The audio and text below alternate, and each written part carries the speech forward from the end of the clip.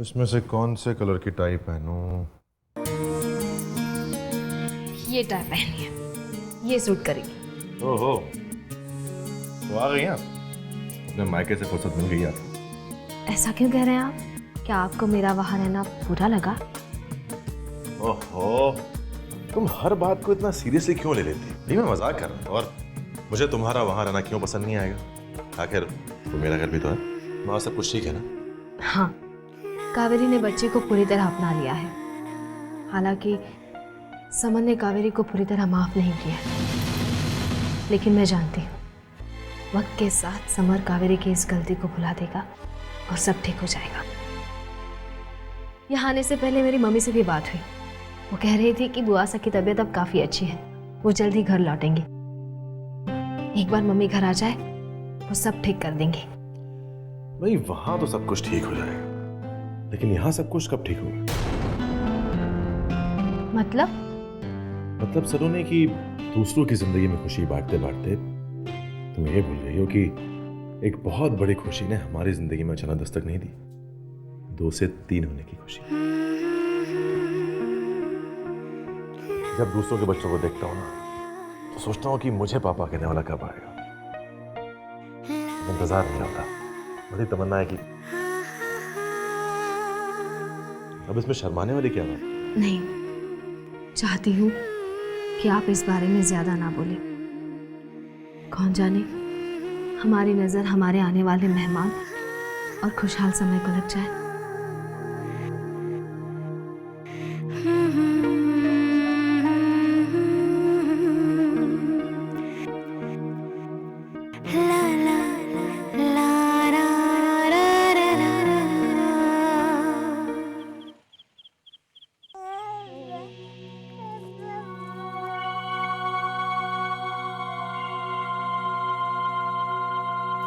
छी छी छी छी, ओफो क्या करा इसने?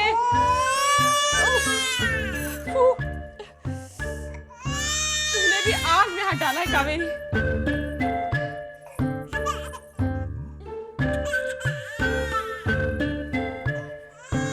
रहने दो, तुमसे नहीं होगा। क्या हुआ मेरे बच्चे को? क्या हुआ? इस कमरे में घुटन हो रही है। चलो पापा के साथ घूमी घूमी करके आएंगे, ठीक है?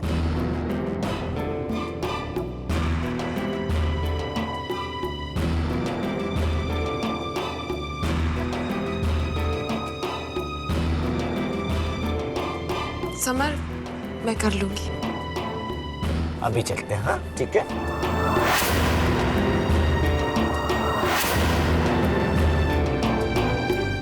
अभी घूमी घूमी करने जाएंगे। चल आजा आजा आजा आजा आजा।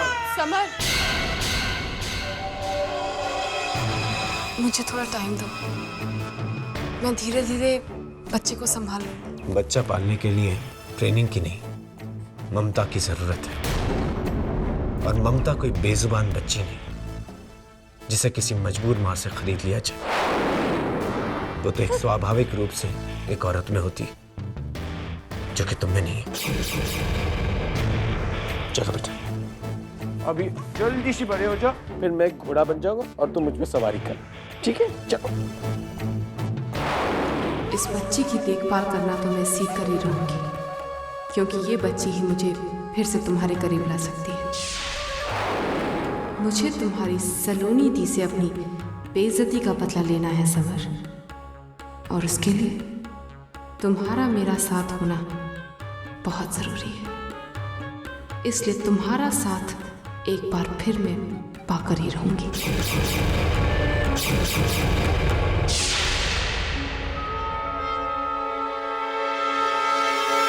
मेरे घोड़े टिक टिक टिक, चल मेरे घोड़े टिक टिक टिक, घोड़ा बना। चल मेरे घोड़े टिक टिक टिक। अरे वाह ठाकुर साहब, आप तो बहुत अच्छी घुड़सवारी करने लगे। अब लगता है आपके लिए बहुत जल्द हमें असली घोड़ा लाना पड़ेगा, क्यों? बस बस बेटा, अभी बहुत हो गया, पापा थक गए। देखो घोड़ा कैसे उसकी सांसें फूल रही हैं। हाँ, ओले ओले ओले ओले, रोने लग गया। देखा घोड़े से उतारा ना। लगता है आपने बचपन में अपने पापा को बहुत परेशान किया होगा घोड़ा बना बना कर। इसीलिए अब आपका बेटा बड़ा होकर आपको ना इसी तरह परेशान कर रहा है अपने दादाजी की कसरत पूरी करके।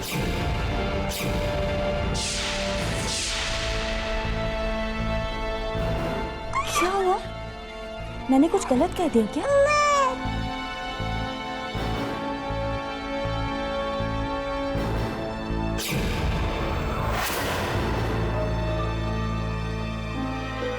मम्मी जी, मैं अभी आती हूँ।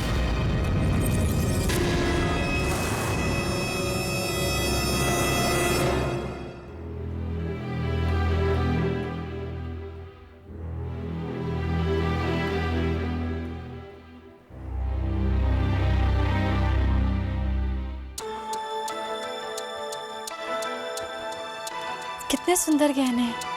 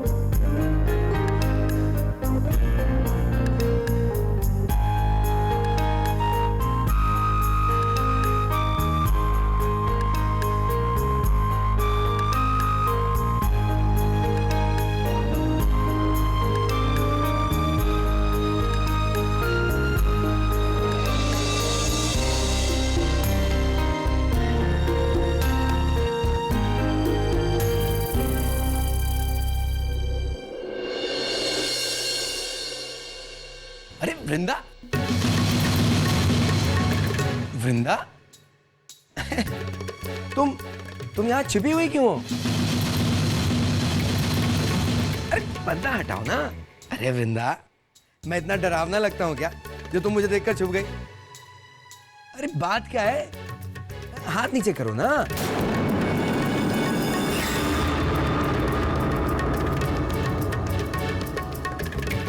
ओ, तो ये बात है भाई, मुझे तो पता ही नहीं था कि हमारे घर में एक अप्सरा भी रहती है। वैसे बहुत खूबसूरत लग रही हो, और मेरी बात मानो तो हमेशा इसी तरह रहना। क्या तुम्हें मेरी बात पे यकीन नहीं हो रहा है ना? मेरी मानो, अपने आप को आईने में देख लो। अरे देखो ना आईने में, तुम्हें यकीन हो जाएगा कि मैं सच कह रहा हूं या झूठ। अरे देख तो लो। नहीं, हम नहीं जाएंगे। ओह, शर्म आ रही है नहीं? अच्छा है, अच्छा है। वैसे शर्म भी तो लड़की का एक गहना ही होती है, और फिर इस गहने की तरह ये शर्म का जो गहना है ना, वो भी तुम्हारे ऊपर बहुत जच रहा है। Very good. अब ये शर्म वरम छोड़ो, अपने आप को आईने में देखो, और देखो ना। वृंदा, अरे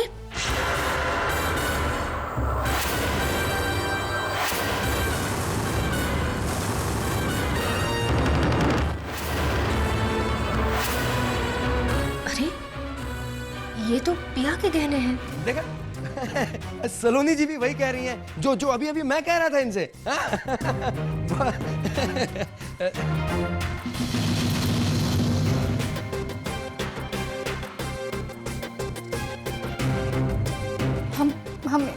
हमें माफ कर दीजिए। हम वो ये गहने यहीं पड़े थे, हमसे देखकर रहा नहीं गया, इसलिए हमने पहन लिए। हमसे बहुत बड़ी गलती हो गई सलोनी जी, हमें माफ कर दीजिए। अरे, तुम्हें इतना परेशान होने की कोई जरूरत नहीं है। क्या हुआ जो तुमने गहने पहन लिए? तुमने गुनाह थोड़ी ना किया है जो तुम्हें माफी मांगनी पड़े। वैसे तुम्हें गहने बहुत पसंद है। जी, लेकिन पसंद तो चांद भी होता है ना, पर अगर किस्मत में ना हो तो फिर।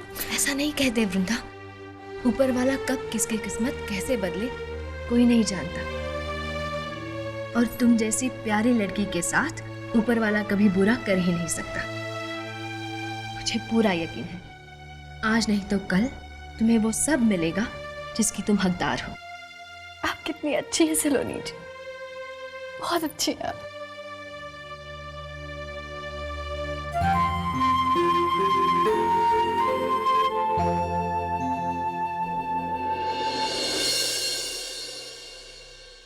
अरे पापा आप लोग यहाँ पर क्या कर रहे हैं? इसे लेके पुलिस सेंटर गया था। वहाँ पहुँचते इसने इतना रोना शुरू कर दिया, इतना रोना शुरू कर दिया, पूछो मत। मैंने लाख कोशिश करा चुप करने की, लेकिन कोई फायदा नहीं। चलो अभी क्या हो गया, इतने रोई जा रही है? चलो आज हम अपनी गुड़िया रानी को लोरी सुनाएंगे। नहीं नहीं समर, तुम अपनी आवाज में ऐसे गाने की गलती भी मत करना। अरे तुम्हारी बेटा डर जाएगी। क्या पापा आप भी ना। चलो आज हम अपनी गुड़िया रानी को गाना सुनाते हैं। आइडिया, आ जाओ आ जाओ आ जाओ आ जाओ आ जाओ। चलो देखो हम आपके लिए गाना बनाते हैं। ये देखिए, ओह बहुत ही अच्छा गाना है। ये देखो, ये इसके अंदर जाएगा। ये डाला हमने और अब हम वापस ये भेजें।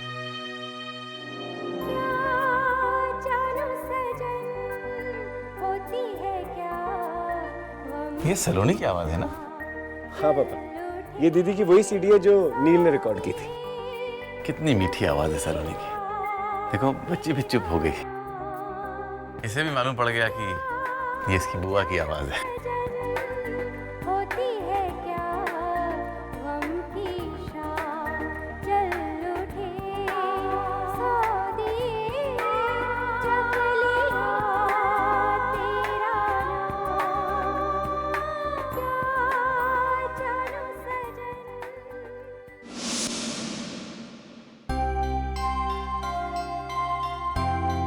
शुभ्रा,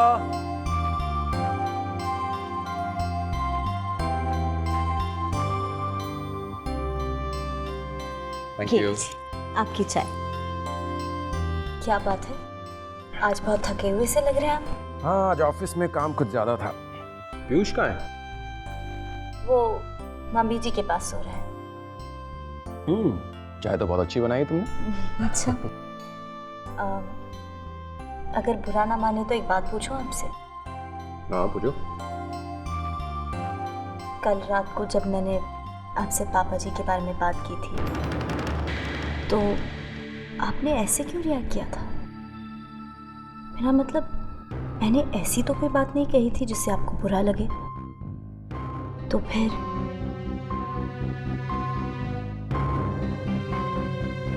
शुभ्रा, मेरी एक बात तुम हमेशा याद रखना। अगर तुम चाहती हो कि इस घर में और हम दोनों के बीच हमेशा सब कुछ ठीक ठाक वैसा ही चलता रहे जैसे कि आज तक चलता आया है, तो आज के बाद इस बारे में इस घर में किसी से कोई बात मत करना।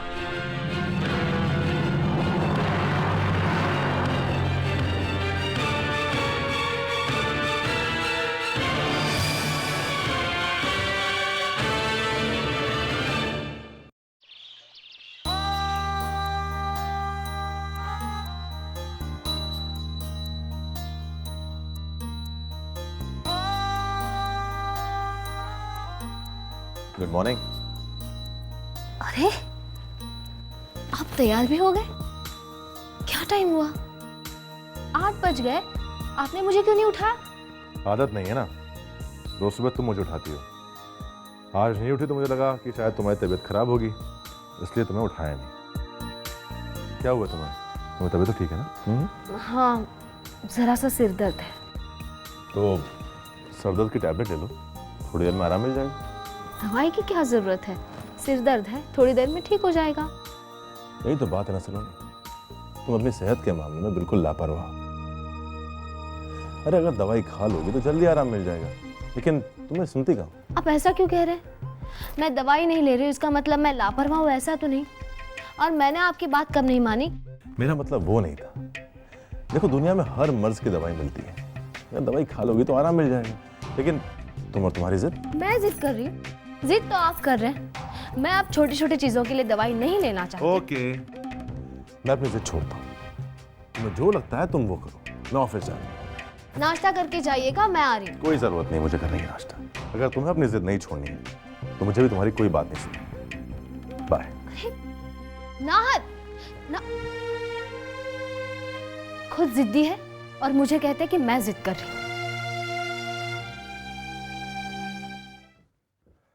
एक नंबर की जिद्दी है। अरे बाबू, इतना टाइम लग रहा है? लगता है आज कुछ ज्यादा ही टेस्टी पकवान बन रहे हैं। अदिति, क्या लिखा है आज पेपर में? भाभो, नाश्ता तैयार हो गया है, आप लोग आ जाइए। तारा, जा जरा ब्रिजेश को और बाकी सबको बुला ला। हाँ। अरे नाहर, सलोनी कहाँ है? तुम उसे नहीं लाया अपने साथ? आप लोगों को क्या लगता है कि मैं दिन भर सलोनी के पीछे पीछे घूमता रहता हूँ?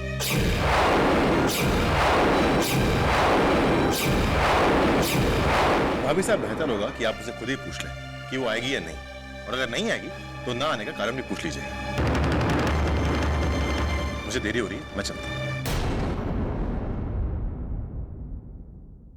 अरे इसे क्या हो गया?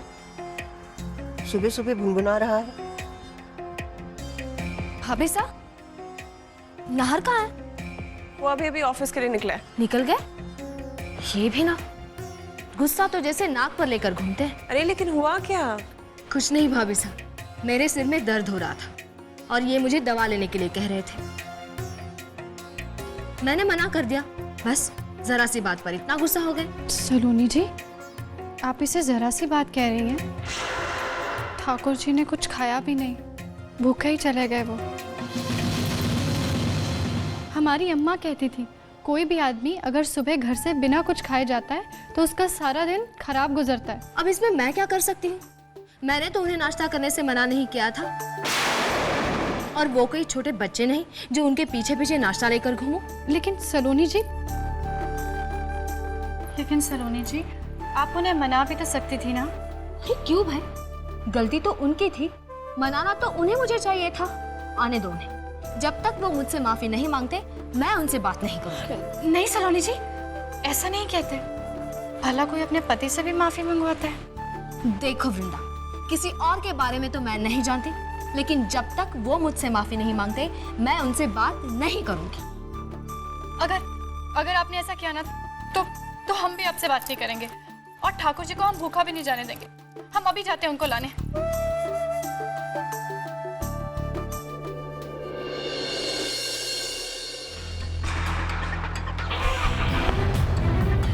ठाकुर जी, ठाकुर जी, ठाकुर जी, रुकिए।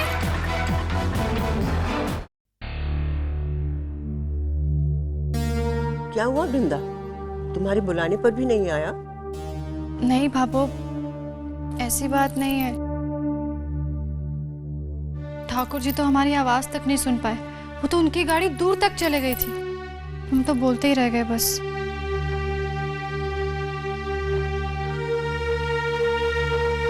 सलोनी जी, आपसे एक बात कहें? गलती हो तो माफ कीजिएगा, लेकिन आपको इस तरह ठाकुर जी के साथ झगड़ा नहीं करना चाहिए था।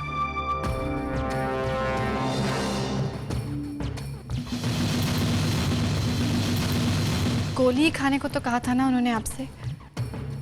अगर आप गोली खा लेती तो आपका कुछ बिगड़ जाता क्या?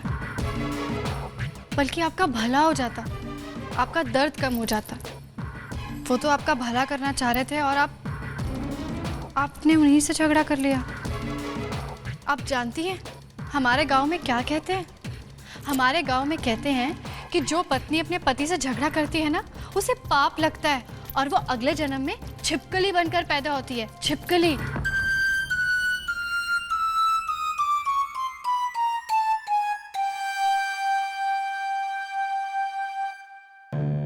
अरे वो देखिए चांदनी जी।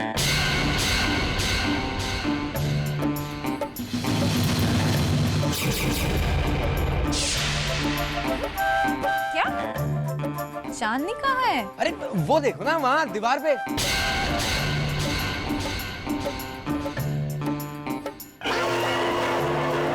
अरे अभी अभी तो इन्होंने कहा कि जो पत्नी अपने पति से झगड़ा करती है अगले जन्म में वो छिपकली बनके पैदा होती है। वो देखो वो कितना झगड़ा करती थी चांदनी जी, मुझे लगा वही होंगी।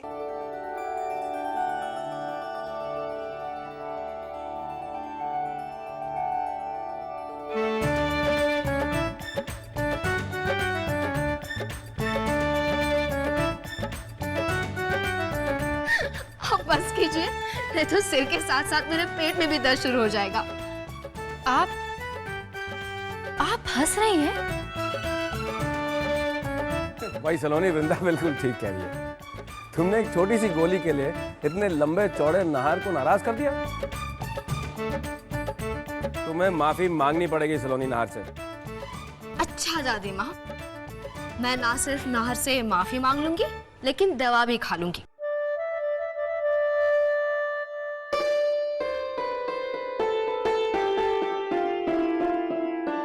चलो चलो भाई, अब नाश्ता कर लो वरना ठंडा हो जाएगा। चलिए चलिए।